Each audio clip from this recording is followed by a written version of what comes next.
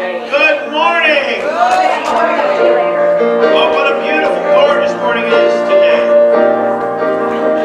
Let's start with Let's Begin. That's a good song for a beginning. Here we go. Let's begin from this moment. Let's begin now. From within, with excitement to begin now.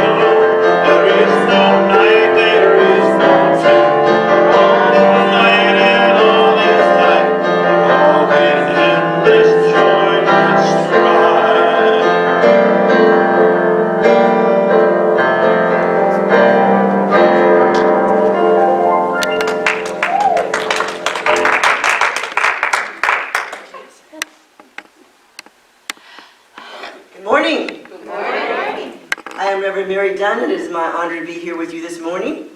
So whether you are with us this morning or whether you are looking at us later on, I don't know, Zoom, Facebook, whatever, please know that we are all sending you our love. That we know that our Unity family is priceless.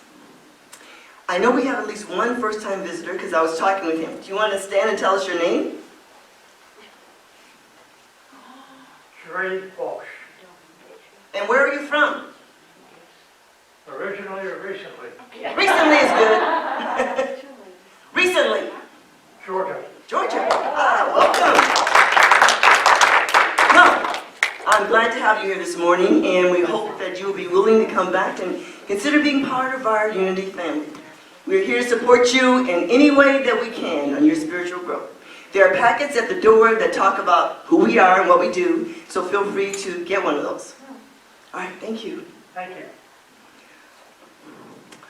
All right, y'all. Yes, yes? And I'm here as a first-time Arizona resident now.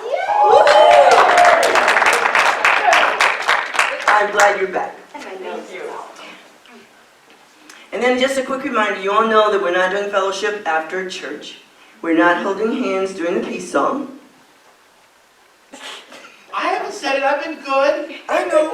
Not gonna hold hands. Just, we're not doing that. And then once the service is over, we ask that you see that lovely sign that says exit here. And when Rev Denise says, everybody says amen, head for the door.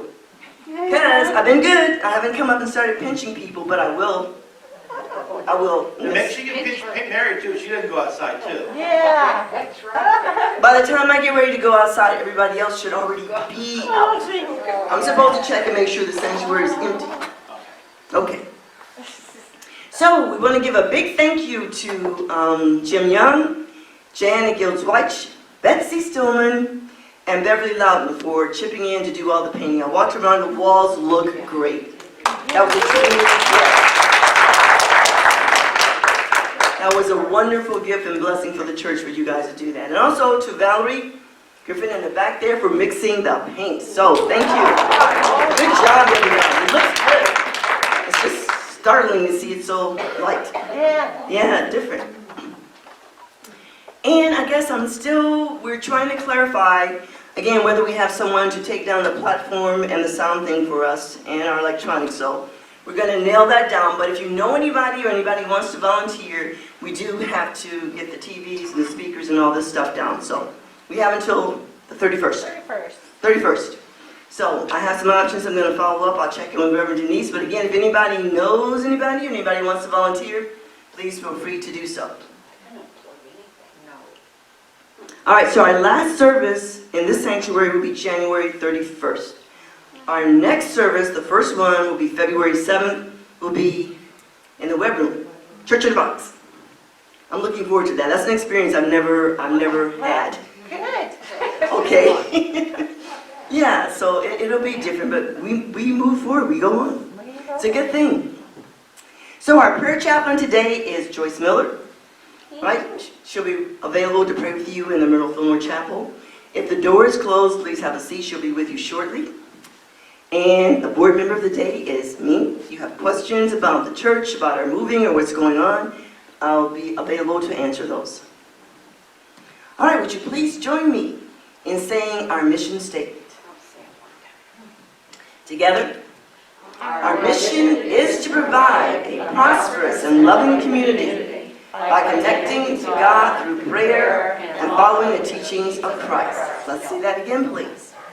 Our mission is to provide a prosperous and loving community by connecting to God through prayer and following the teachings of Christ.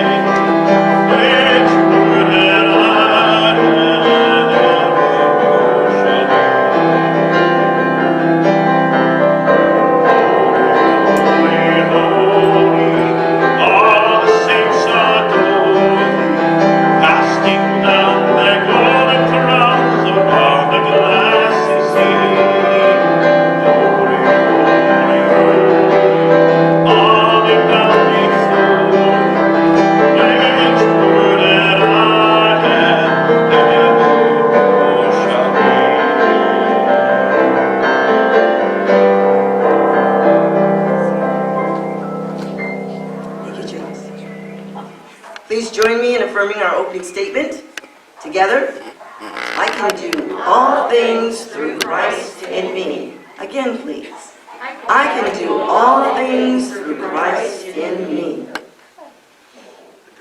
And we say, living, loving presence.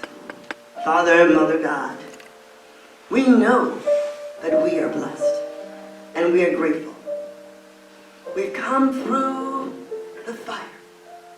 We are here in 2021, and we are grateful.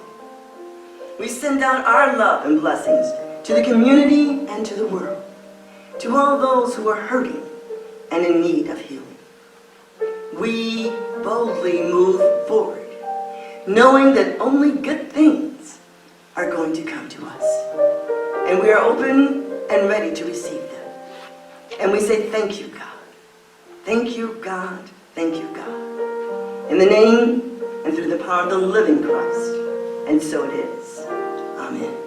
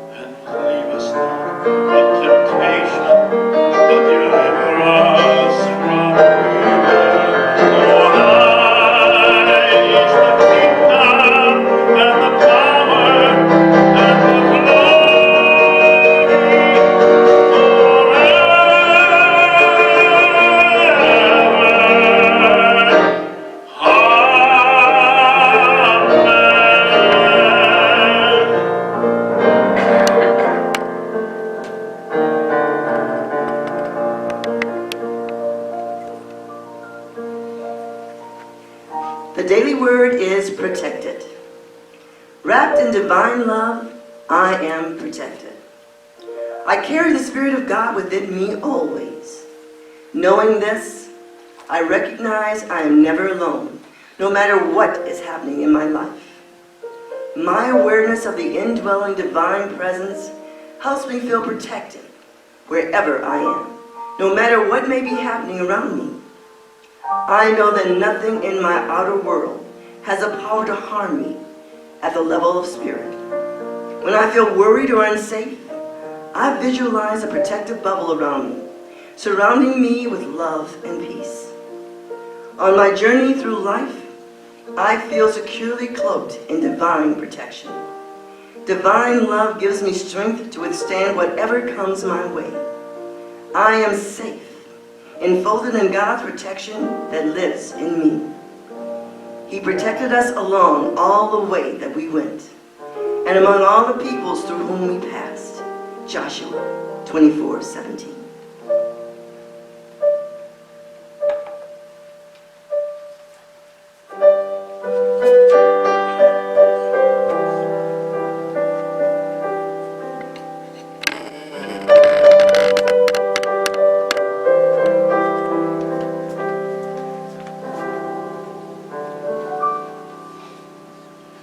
Perhaps love is like a resting place, a shelter from.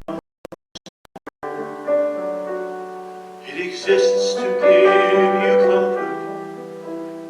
It is there to keep you warm. And in those times of trouble, when you are most alone, the memory of love will bring you home. Perhaps the love is like a window, perhaps an open door. It begs to come closer, it wants to show you more. And even if you're forever, let all my dreams come true. My memories of love will be of you.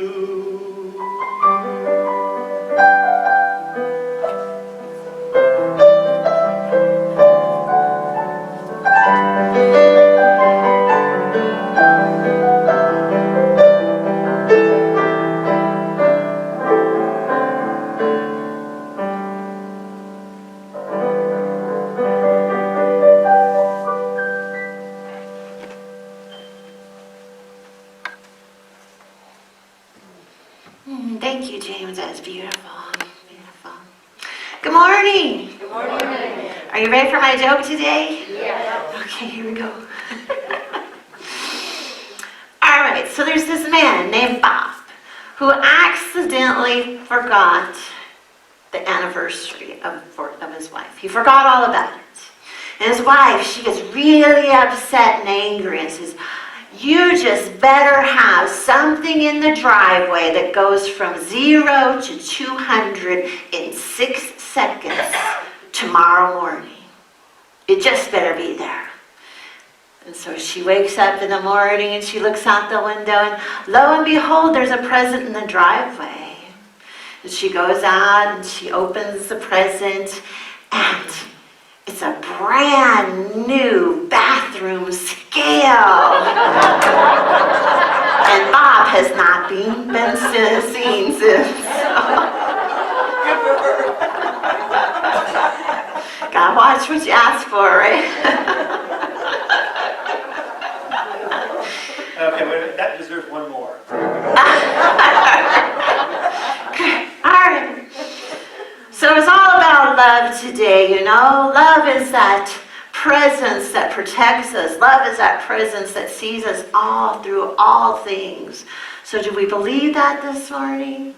Yes. Do we know that that power and presence of love sees us through all things? That any challenge that is before us is here for us to learn and to grow and to spring forward from. And we'll get to my little polka dots over there in a minute. But I was reading in the Bible this week, and when I read something that's kind of confusing to me, I figure it's kind of confusing to all people. So I thought I would touch on this verse from Matthew. It's Matthew 10:34.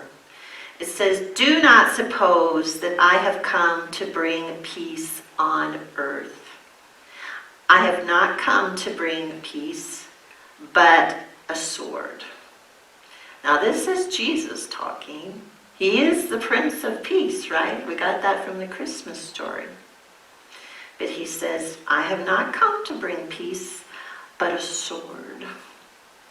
So what the heck is he talking about? We thought he was here to bring peace.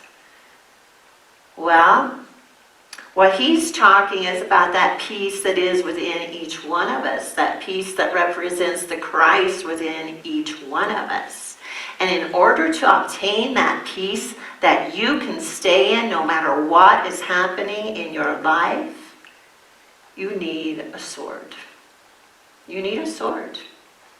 And do you know why you need a sword? Because a sword is two-edged. A sword is two-edged.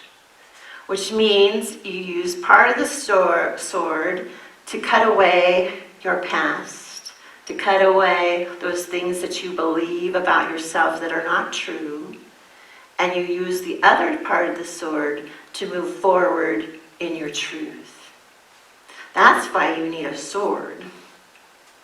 So now I'm going to get to my polka dots over here. Because in truth, there are infinite possibilities, infinite ways for us to create our dreams, infinite ways for us to be who we are supposed to be. Infinite ways. And that's what the kingdom of heaven is all about, is accessing this ability to do and to receive infinite ideas. So we're going to pretend that this is divine energy, divine light, divine consciousness, the universe that is filled with all these infinite possibilities just waiting for us to access them, right? And so we go through life, we'll make this little line, life, and say we're right here in our little journey of life. And what happens is we build this little box. And these are only the possibilities that we see. We live every day knowing these are the only things that we can accomplish. These are the only things I can do. These are the only ways I can experience life. And this little box has been created mostly because of fear, judgment,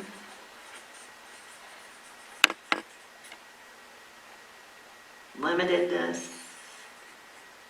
You believe you're a limited creature. You believe you can only do so many things. You judge everything that is before you instead of staying in this place of love and light. Love, light. We've boxed ourselves in this little box. And it's true. And we always make a choice. We make a choice between love and fear, love and judgment every day, with every person you see, with every situation that comes before us. So this sword he is talking about is the sword that tears down this box and opens your consciousness to the infinite possibilities of life. All the infinite ways that you can create whatever your heart's desires are out there. They're out there.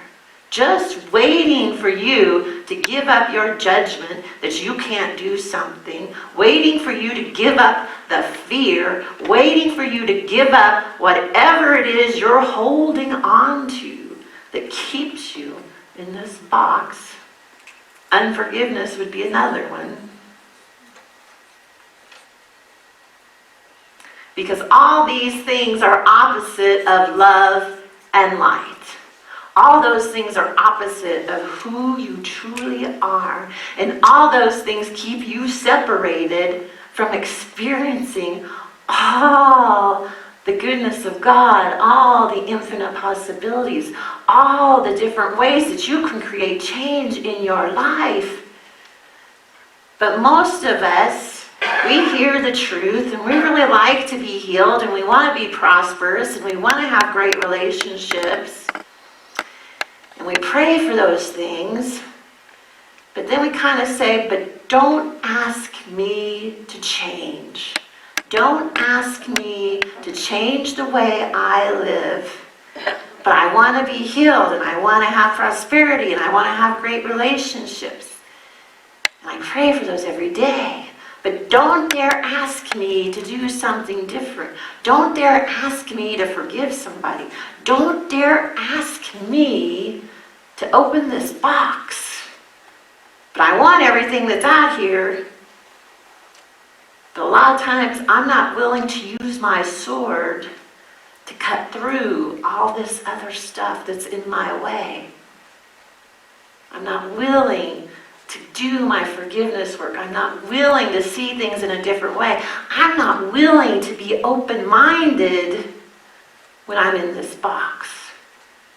And right now in our world, in our country, we need to become open-minded. It's time to stop shutting everybody off just because they don't think the same way I do. It's time to open your mind so you can get to this love and light and get out of the fear and the judgment that's keeping you inside this box. It's time for all of us to be open-minded, to listen. Everyone has a voice, everyone has an opinion, and everyone needs to be heard.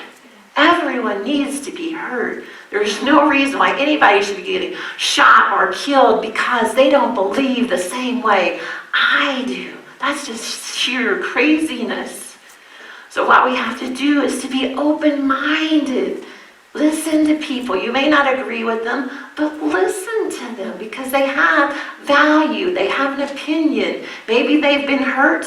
Maybe you can listen to them with a loving heart. And just by listening to them with that loving heart, you can change maybe the way they see something. Maybe we could compromise. Maybe we could get some ideas where we're working together instead of not listening to anybody and demanding that I am right. Because that's where our world is today. Our country is so separated, it is not even funny. So how are we going to heal that? How are we going to resolve that? Well, we're going to resolve that by using our sword and getting rid of the way of this judgment and the fear and the unforgiveness and the limited way that we think and our investment in being right. Why is it so important for us to be right? Did you ever think about that?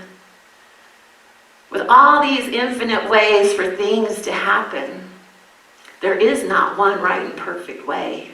There are many ways to experience the power and presence of God. So there can't be just one right way. There are infinite ways. Infinite ways for us to heal this country. Infinite ways for us to create our heart's desires. But we got to do the work. We got to use the sword. That's how we're going to create peace, is with the sword. To eliminate or get rid of all these things that are keeping us in our box, keeping us in our limited thinking, keeping us in our limited ways. We have to use the sword. And denials are a good way to start. Because many true students don't like using denials because it sounds like we're denying that something doesn't exist. Say I go to the doctor and I get a report that I've got cancer. Well, I cannot deny the fact that I have cancer. It would be not right. But I can deny the fact that cancer has no power over me.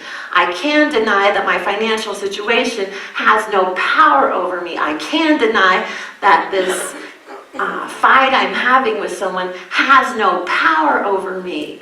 I can deny that these things in the outer world have no power over me because I am a spiritual being made in the image and likeness of God. There's nothing in that outer world that has any power over any one of us.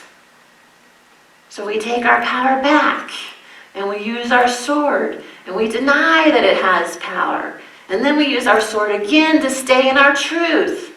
To stand in your truth, to know that you have power, to know that you're creative, to know that the universe is here to support you in every way. But we are the ones that have to believe that. You have to believe it before you're ever going to see it. You can't say, oh, I believe in healing once I'm healed. It doesn't work that way. I'll believe in prosperity once I have my $1 million.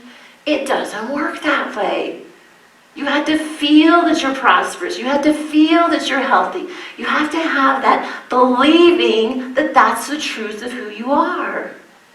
And then you will see it. But you have to use your sword, just like he's telling you in the Bible. You have to use your sword to let go of the fear of dying, to let go of the fear of sickness, to let go of the fear that you're not going to have enough, to let go of all the fear.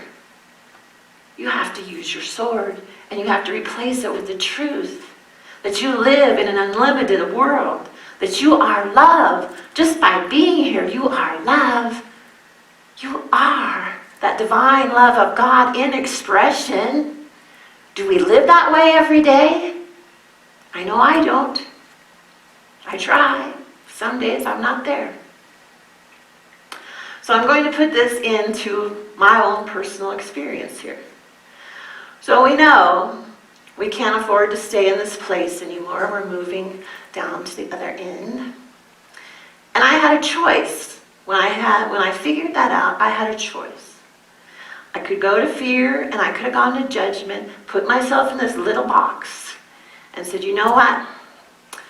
I'm not a good minister. I'm going to quit doing ministry. I'm going to go back to accounting and make my $1 million. That's where I could have gone. I could have gone, stayed right inside this box. But no, I got out my sword. I got out my sword and I said, no, I'm not afraid to move down to the other place. I am not going to call myself a poor minister because I have to move down to the other space.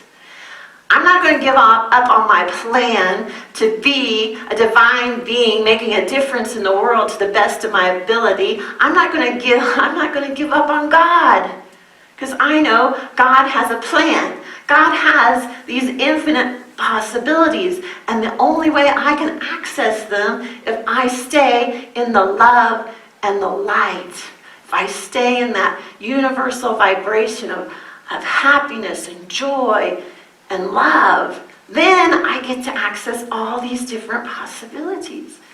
And that's what I did.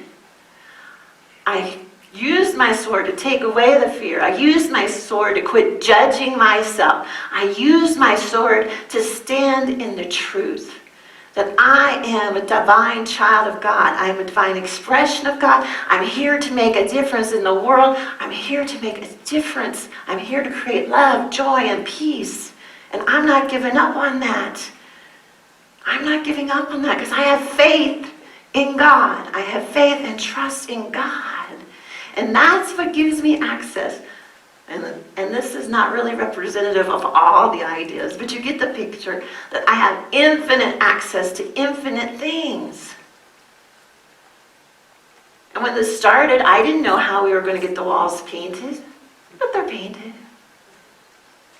I didn't know how we're going to get moved down there, but people are showing up. People are helping.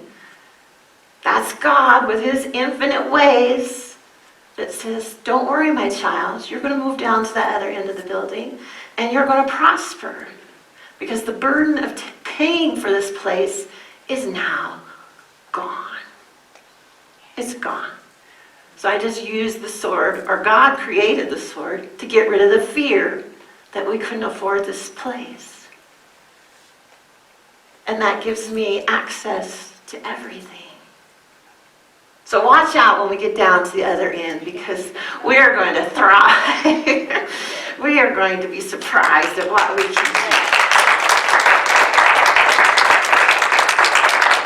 Because all that darkness is gone now.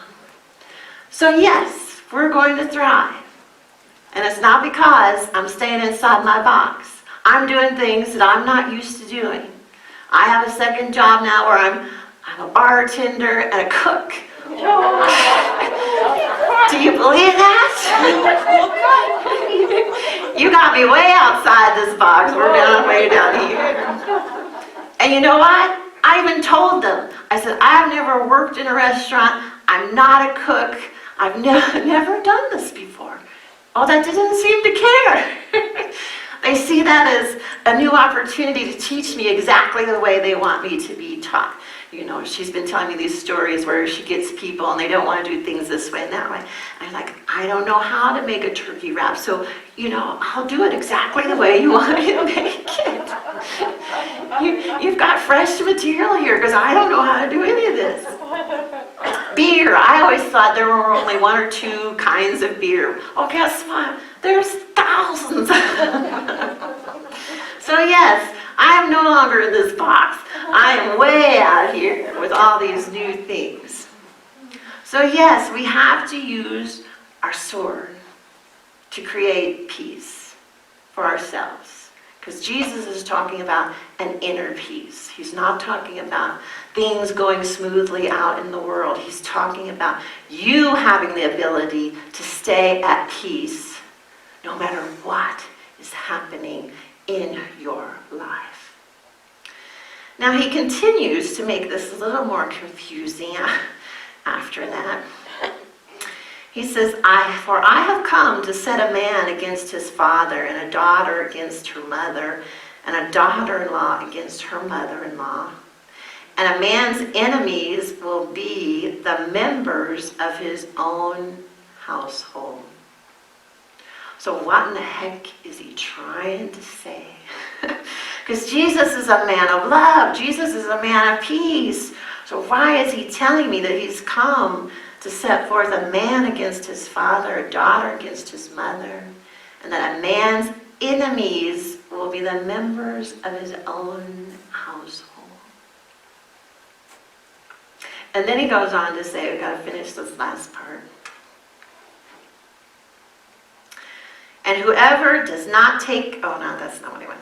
Whoever loves his father or mother more than me is not worthy of me. So there's the key. He's telling you that when we put our relationships with the people who are the closest to us before God, when we put our relationships with our children, with our parents, with our friends, before our relationship to God, before our relationship to the Christ within, before our own spiritual journey, that's a problem. Because that puts us inside this box again. Because we're afraid we're going to lose our wife, we're afraid we're going to lose our children, we're afraid we're going to lose our friends. Because we choose to follow the Christ path. We choose to be different. We choose to be the light instead of the darkness.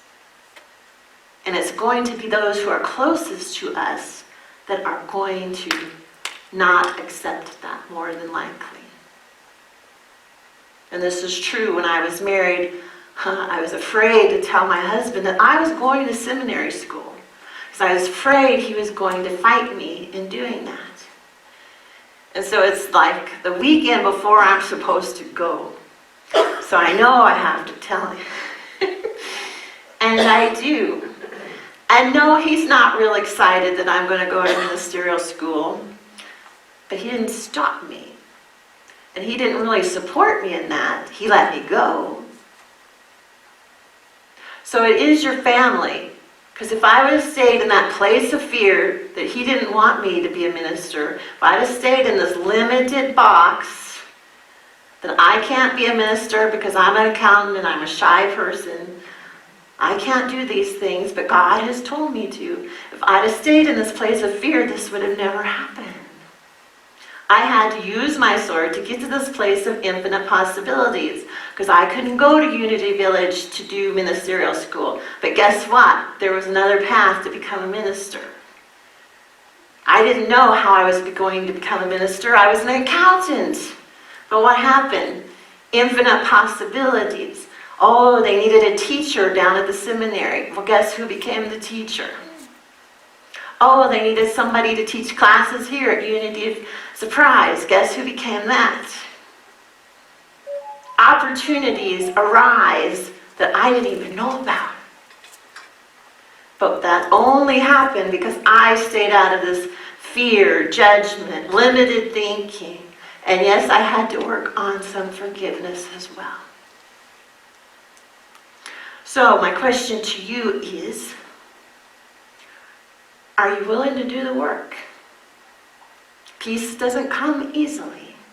You have to get your sword out. You have to fight off the fear. You got to fight off the anger. You got to fight off the judgment. You got to fight off all the unforgiveness in your heart. Because that's the only way we get to all these infinite ideas. It's the only way we get to love and light. It's the only way we get healed. It's the only way we're prosperous. It's the only way we move forward. Otherwise, you're always stuck in your rut, wondering why things never get better, wondering why you're experiencing the same thing over and over again. And we do.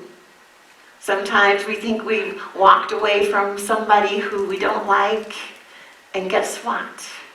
The next place you work, the next place you are, there's somebody just like them. Just like them. So you haven't gotten rid of them. You haven't gotten rid of that challenge. You haven't gotten away from whatever the lesson is that you're supposed to learn. It's just another person. Same way with jobs, same way with neighbors. You can think you've moved out of a neighborhood to get away from something, and lo and behold, that exact same neighbor lives right beside you in the new neighborhood. Then the universe doesn't work that way. The universe wants you to use your sword. The universe wants you to leap in your spiritual journey. The universe wants you to know your power. The universe wants you to know a relationship with God, that Christ presence that is within you. And the universe is going to keep bringing experience after experience to get you to use your sword, to get you to overcome your fear, whatever that fear is, to get you to quit judging people in your closed-mindedness, to get you to forgive. You will get opportunity after opportunity. So why not do it now? Why not do it today? Why not take that first step to overcome a fear? Why not take that first step to be open-minded and listen to anyone? Why not be that person who's open and receptive to love and light? Because that's what you already are. We don't need anybody truly to love us because we are love. You are already it. You have it. You are it. You are made in the image and likeness of God. So the last thing he says here, which is kind of confusing, is he who is concerned about his life shall lose it, and he who loses his life for my sake will find it. I'll read that again. Who is concerned about his life shall lose it, and he who loses his life for my sake will find it. So once again, he's talking about this box. He's talking about it. If you're concerned about your life, if you're concerned about the material things, if you're concerned about the fear and the judgment and all the other things, you lose your life because you're stuck in this box. You're not living your life to the fullest because you're just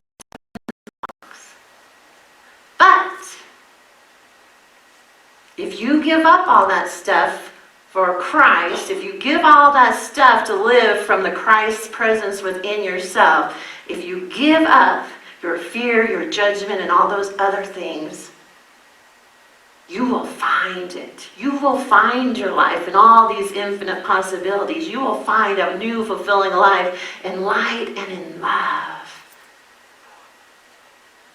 But we lose life when we're stuck in fear. Fear is paralyzing. Fear keeps you stuck at home. Fear keeps you from interacting. It keeps you from being who you're meant to be. It keeps you from doing a lot of things. So my question to you today is, what would you do if there was no fear? What would you do today if you had absolutely zero fear of anything? No fear of failure, no fear of getting sick, no fear of losing money, no fear of being judged. How would you live life? Would it be different? Would you step outside that door and live life differently? Because we are not to live in fear. Fear takes us out of the love and light and puts us in darkness. And then we wonder why the day is so chaotic. We wonder why things don't go our way. Because we're not in the divine flow of life. When you're in fear, fear takes that all away and keeps you inside that box. And you wonder why. Why? Why am I not having fun? Because I'm too afraid to go outside. Why am I not having fun? Because I'm too afraid to take a chance. I can ask the question, why am I not in love with someone? Maybe I'm too afraid of being hurt. Fear keeps me out of this big realm of potential that's right out there, just waiting for us. God's just waiting on us to let go of the fear. God's just waiting on us to let go of the judgment. God's just waiting on us to let go of the unforgiveness. And just see how different your life could be with no fear. No fear of dying. No fear of not having enough. No fear of not being loved. With no fear of anything. Because you are a powerful being made in the image and likeness of God. The Christ in you is the light, is the love that you already are. So why would we want to spend any time in this box? Is beyond me. And I'm guilty of being in this box at times. It's a process. It's a process. Because we're creatures of habit. We're creatures of going to fear and judgment and unforgiveness. But now is the time to let go of all that stuff. Our world is in a need of transforming into something that can unite in love and joy and beauty. And the only way we're going to get there is to get out of the box. Get out of whatever you're afraid of. To get out of the judgment of other people. To get out of the unforgiveness. And be the love that you already are. Peel off all that stuff. And you will make the greatest difference. Not only in your own life, but in the world. So let's take some time for prayer and meditation. So let's close our eyes. Close your eyes and just let go. Take this opportunity to let go of whatever fear you have, whatever judgments you have on other people, any unforgiveness. Just say, I'm willing to let all this go because I want to experience my life to the fullest. I want to experience that realm of infinite possibilities where opportunities just come my way. So I'm ready to just let all this go and be transformed into light and into love. Because I am made in the image and likeness of God. So I let any fear go, because fear is not the truth of me. Fear is something I've created all by myself. So whatever I fear, I just put it on a big platter and I hand it over to God. And I say, here, this no longer serves me. I give it to you. And we see God lovingly taking it away and filling that spot with all the love and light in the world, with all the joy and the love and the beauty, with all the gifts of God that are just right here waiting on us to let go and to let God be God in us. So we choose every day what we want to believe. We choose if we want to judge or if we want to love. We choose if we want to forgive or not forgive. We choose. Well, today we choose to forgive. Today we choose to love. Today we choose to live freely the life that we were meant to live. A life in the midst and in the love and the power and presence of God. And in that light, we are so loved and so protected and so cherished. But sometimes we forget because we put ourselves in this box. So today we take our sword and we just see all those negative things being cut away, so we can stand in our truth, so we can stand in the light of God, so we can stand in God's grace and live a life that is full, with love and joy and light and happiness. So we take this time in this silence to say, I let go of my fear. I let go. And I let my heart and my mind be filled to overflowing with the love of God. And I am free to move forward, free to create my heart's desires, free to live my dreams, because now I am outside the box.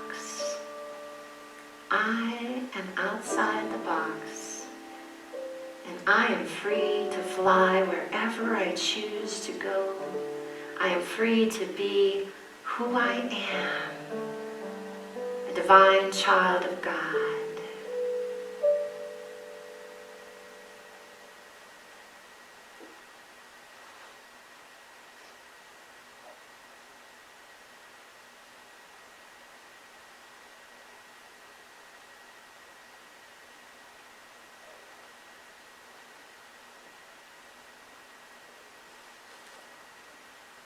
So we let ourselves become aware of our surroundings now. Hear the music James is playing. Wrap all that light under your feet so you're grounded.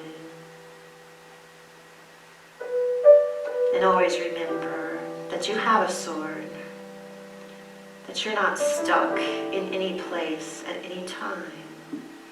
You have the power to let go of the box and to be that beautiful, radiant child of God that you are.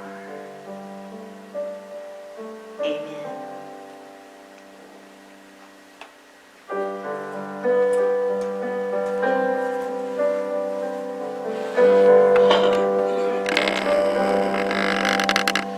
There are children raised in sorrow on a scorched and bare